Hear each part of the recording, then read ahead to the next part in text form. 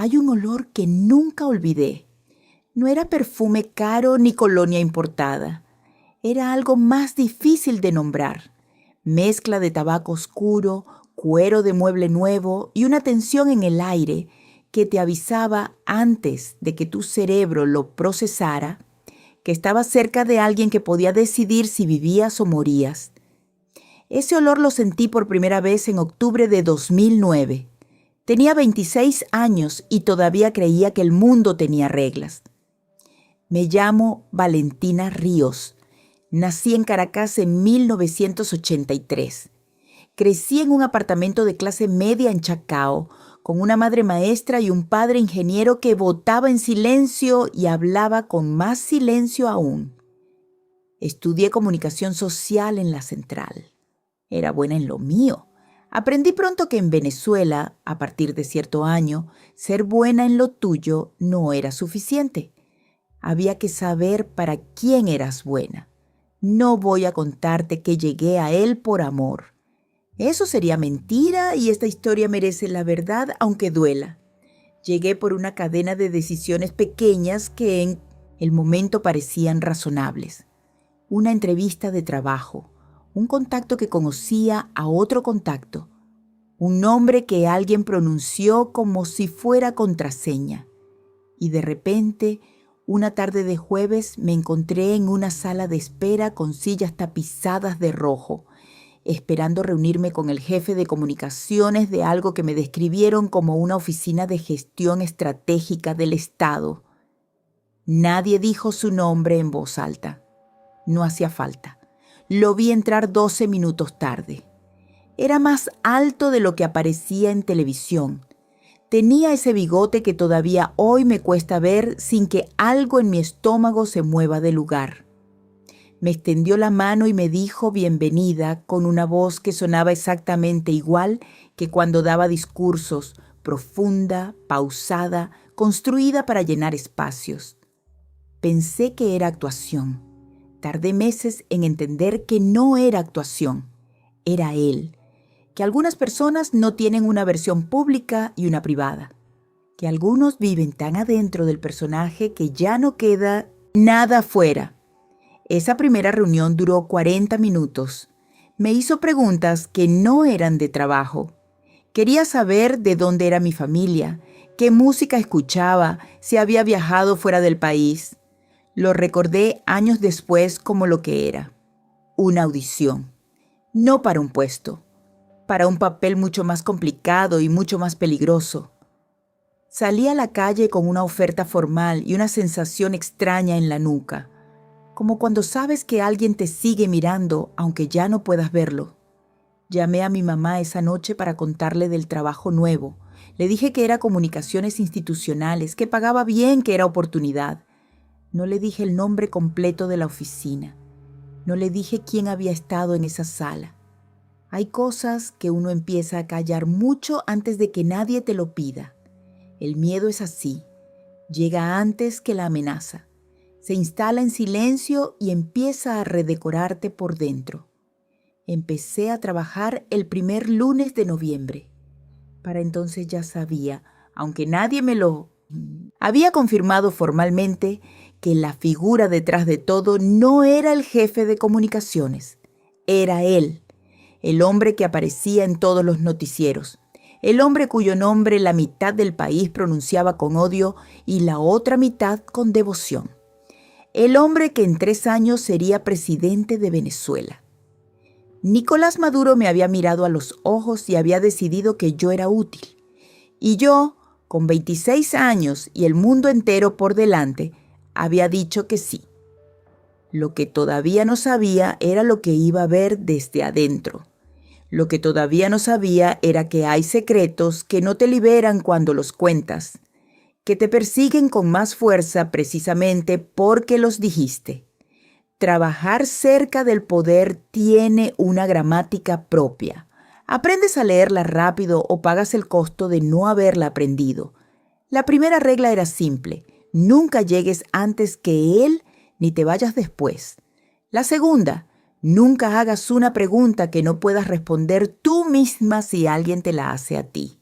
La tercera, y esta me la Me enseñó una mujer de 40 años con ojos de quien ha visto demasiado. Nunca demuestres que notaste algo.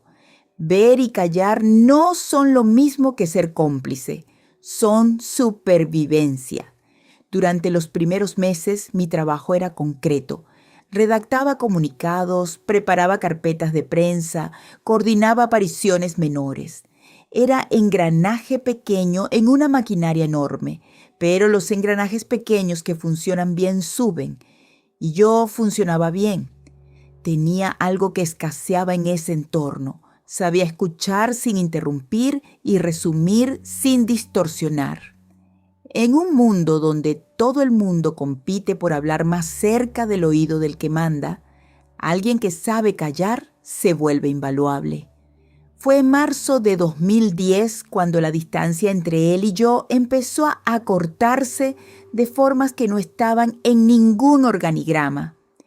Me empezaron a llamar para reuniones más pequeñas, reuniones donde había 4 personas en lugar de 20, donde se hablaba diferente, donde las palabras tenían peso específico y nadie las decía por accidente. Él me miraba distinto en esas reuniones. No era el mirar de quien evalúa a un empleado. Era algo más parecido al mirar de quien está decidiendo si puede confiar. En Venezuela, en ese círculo, la confianza no era sentimiento, era recurso escaso y peligroso que se administraba con más cuidado que el petróleo. Una tarde de abril me quedé sola en una sala de juntas terminando un informe. Él entró sin anunciarse, cosa que hacía siempre porque podía. Se sentó al lado opuesto de la mesa y me preguntó qué estaba haciendo. Se lo expliqué. Me escuchó, luego cerró la carpeta suavemente y me preguntó algo que no tenía nada que ver con el informe. Me preguntó si yo creía que la gente cambiaba o si simplemente revelaba con el tiempo lo que siempre había sido. Me quedé en silencio unos segundos. Luego le respondí que creía que la mayoría de la gente no cambia, sino que se cansa de fingir que es diferente a lo que es. Él me miró fijo. Luego sonrió de un modo que no le había visto antes. No era la sonrisa de los discursos, era más pequeña, más real. Me dijo que era la respuesta más honesta que había escuchado en meses. Esa noche manejé a casa sabiendo que algo había cruzado una línea, no una línea visible, una de esas líneas que solo existen en el aire entre 2 personas y que cuando la cruzas ya no puedes volver a ver el espacio como era antes. Las semanas siguientes confirmaron lo que ya sabía. Las llamadas empezaron a llegar más tarde, las reuniones se volvieron conversaciones, las conversaciones se volvieron largas. Él hablaba de política con la pasión de alguien que genuinamente cree en lo que dice, y eso me desconcertaba porque era más fácil catalogarlo como monstruo frío que como hombre convencido. Los monstruos fríos son simples. Los hombres convencidos son otra cosa. Me contó de su infancia en la parroquia San Juan, de cómo de joven manejaba autobús y leía a Marx en los semáforos, de cómo conoció a Chávez y sintió que alguien por fin ponía palabras a lo que él llevaba años sintiendo sin poder nombrarlo. Me contaba esas cosas con una nostalgia que parecía genuina, y yo escuchaba. Y anotaba todo mentalmente. Y me preguntaba, en las noches sola en mi apartamento, ¿dónde terminaba el hombre y empezaba el sistema? Para junio éramos lo que éramos. No había nombre oficial para eso. En ese mundo las cosas no tenían nombres oficiales. Tenían silencios acordados y protocolos no escritos. Yo existía en un espacio que no aparecía en ningún papel y que todo el mundo dentro del círculo conocía y nadie mencionaba.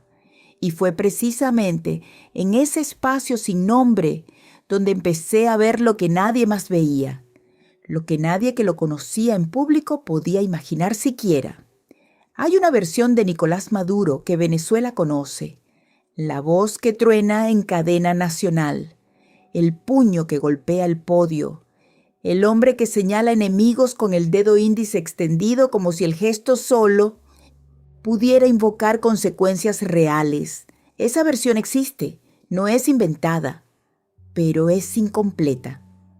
La versión que yo conocí vivía detrás de una puerta cerrada con llave doble.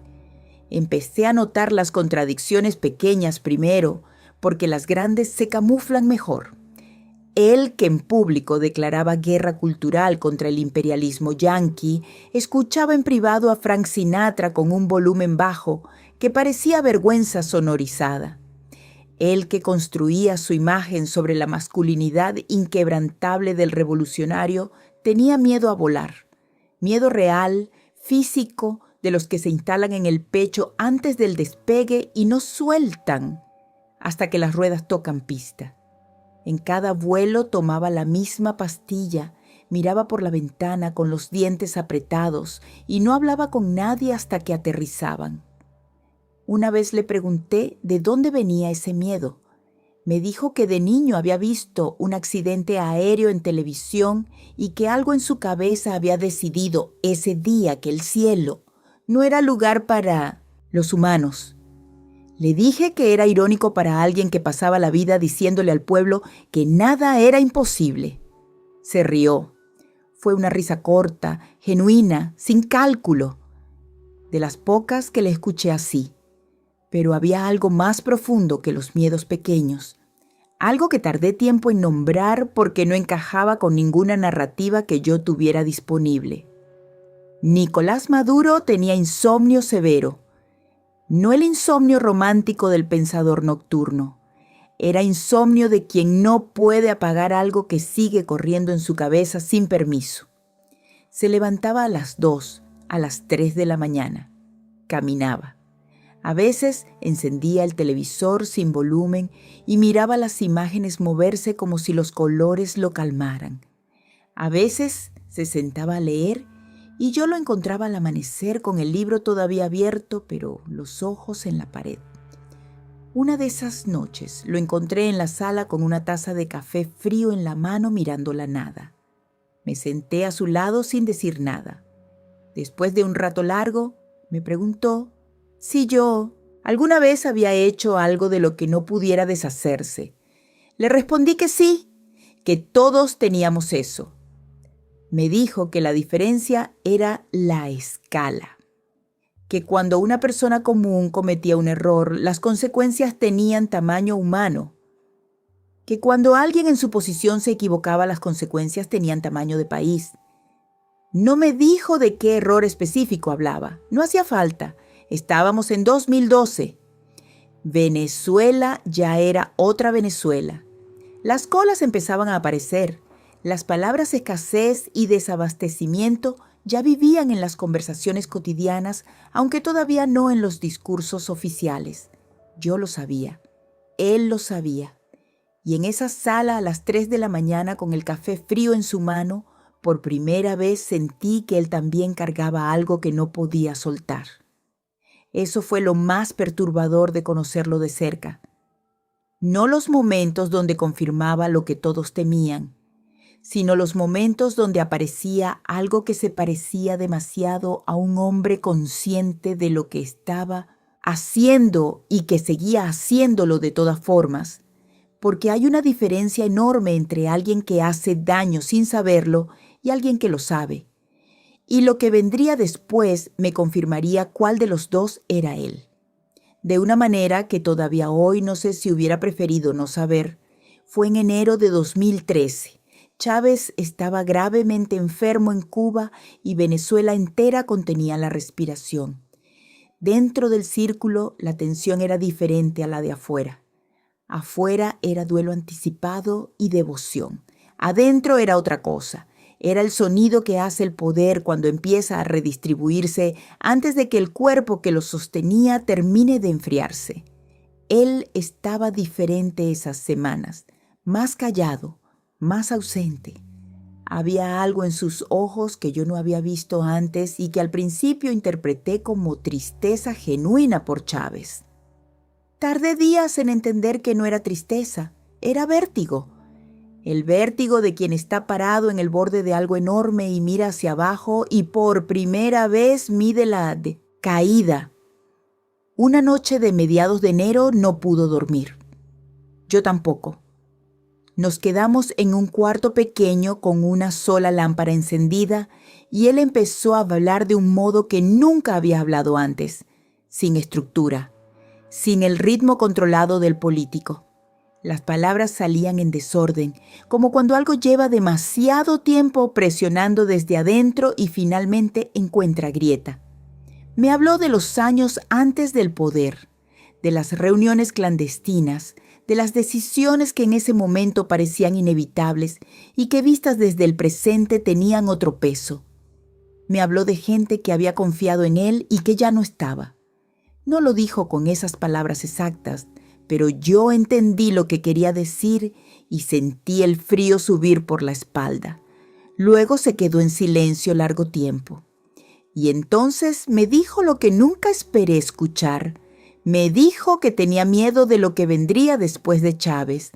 No miedo político, no miedo estratégico, miedo personal, profundo, del tipo que no se puede confesar en público sin que todo se derrumbe. Me dijo que él no había construido esto, que lo había heredado, que había diferencia enorme entre el hombre que concibe una revolución y el hombre que la administra cuando ya está vieja y tiene fracturas por dentro. Me dijo que Chávez tenía algo que él sabía que no tenía.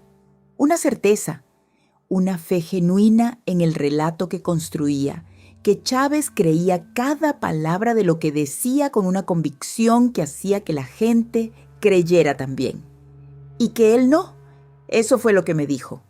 Con esas palabras o palabras tan cercanas que la diferencia no importa. Que él administraba un sistema que había aprendido a operar, pero en el que ya no encontraba la fe original. Que seguía adelante no por convicción, sino porque detenerse significaba colapso, y el colapso tenía nombres y apellidos de gente real que dependía de que la maquinaria siguiera girando. Me quedé paralizada, no por sorpresa moral, sino porque en ese momento entendí algo que me deshizo por dentro. El hombre que gobernaba Venezuela no creía en lo que hacía, y lo hacía de todas formas, no por maldad simple, sino por algo más complicado y más oscuro que la maldad simple, por inercia del poder, por miedo al vacío, por la lógica perversa de los sistemas que se vuelven más grandes que las personas que los sostienen y que siguen moviéndose aunque adentro ya no haya nadie que realmente los empuje. Esa noche no hablamos más. Él se quedó dormido antes del amanecer con expresión de alguien que acaba de soltar algo muy pesado. Yo me quedé despierta mirando el techo, pensando que acababa de escuchar la confesión más peligrosa del continente y que nadie me iba a creer si la contaba y que si me creían tampoco iba a importar. Me fui en agosto de 2013. No hubo escena dramática. No hubo amenaza explícita ni portazo cinematográfico. Fue más silencioso y por eso más definitivo. Hubo una conversación corta donde los dos dijimos cosas que significaban otras cosas y al final yo recogí lo poco que había llevado y salí por una puerta lateral a la calle de Caracas, que seguía siendo la misma calle aunque yo ya no era la misma persona. Los primeros meses viví con el corazón en la garganta. Uno escucha historias sobre lo que le pasa a quienes salen de ciertos círculos y no puede evitar aplicárselas a sí mismo. Dormía con el teléfono boca abajo. Cambiaba de ruta para llegar a cualquier parte. Hablaba poco y miraba demasiado. El miedo que se instala en ese nivel del cuerpo no lo cura el tiempo. Lo administras. Aprendes a vivir con él como se vive con una herida que cerró pero que todavía duele cuando cambia el clima. Salí de Venezuela en 2015. No voy a decir a dónde. Hay precauciones que sigo tomando, aunque ya no estoy segura de que sean necesarias. El hábito del miedo es más duradero que el miedo mismo. Desde afuera seguí viendo lo que pasaba. Las colas que se volvieron crisis. La crisis que se volvió éxodo. Millones de venezolanos caminando hacia cualquier frontera con lo que cupiera en una mochila. Y cada imagen me volvía a la sala de esa noche en enero de 2013. A esa lámpara sola. A esa voz diciéndome que seguía adelante, no porque creyera, sino porque no sabía cómo detenerse. Me pregunté muchas veces si debía contar lo que sabía. No la parte privada, no los detalles que pertenecen a la intimidad de cualquier ser humano, independientemente de quién sea, sino eso, la confesión, el vértigo, la ausencia de fe en el hombre que le pedía fe a un país entero. Me detuve siempre en el mismo lugar. ¿Qué cambia si lo sé yo o si lo saben todos?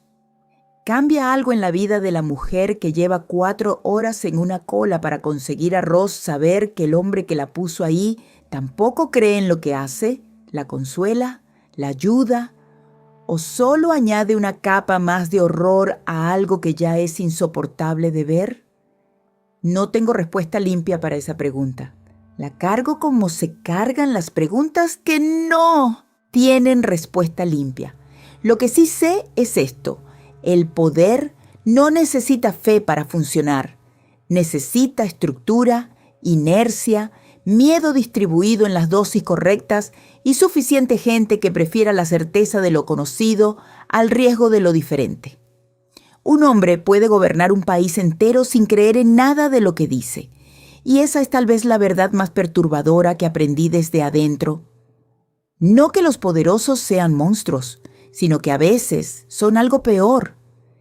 Personas que saben exactamente lo que están haciendo, que podrían parar y que eligen no hacerlo. Mi nombre es Valentina Ríos y viví 4 años dentro de una historia que Venezuela todavía está pagando. No cuento esto para vengarme ni para protagonizar nada. Lo cuento porque el silencio también tiene un costo y yo ya pagué demasiado tiempo el mío. Afuera esta noche hay millones de venezolanos que merecen saber que lo que les pasó no fue accidente, ni fatalidad inevitable, ni castigo divino. Fue una decisión tomada. Alguien que sabía lo que decidía. Eso no se olvida y no debería olvidarse.